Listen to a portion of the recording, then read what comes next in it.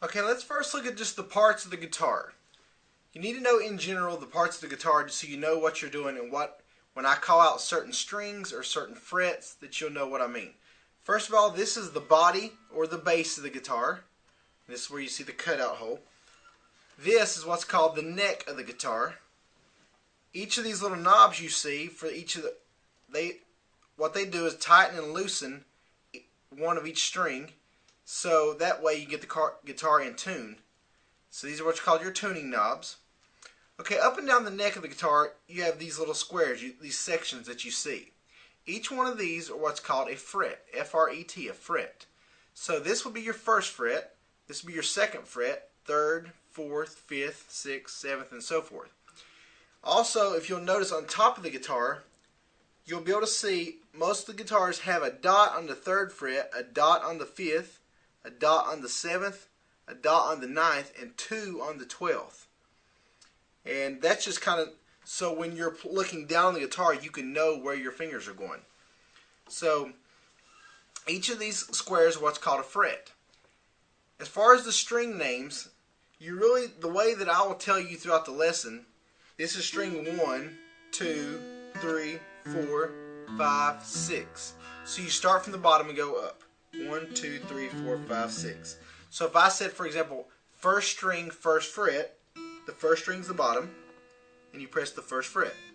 If I said the third string, you go 1, 2, third string, third fret, 1, 2, 3. So third string, third fret. If I said fifth string, second fret, 1, 2, 3, 4, fifth string, and you press the second fret. A thing you want to remember when you're trying to play the chords, at first it's going to hurt your fingers a little bit.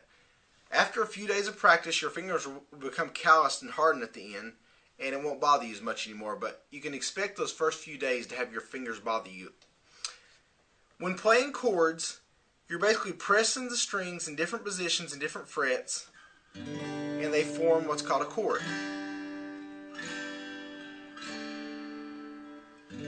One thing to remember is whenever you're pressing, when I tell you the different fingering positions for the chords, try to keep your fingers as close as you can to this bar in the fret. This is what's called a fret bar. So if I tell you the fifth string, second fret, try instead of just putting it anywhere to put it as close as you can to that bar. That'll make the sound clear. So fifth string, second fret would be right there.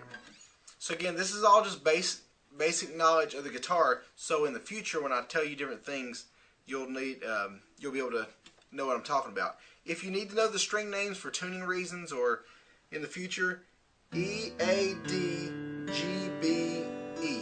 This is a low E, this is a high E. The way I remember that is a guitar teacher taught me 88 dynamite, goodbye 80. So 88 dynamite, goodbye 80. E, A, D, G, B, E. So there's your string names. So now we're going to move into the meat and potatoes of the lessons. And it's going to be learning your first 4 chords. First the G and C, then the D and E minor.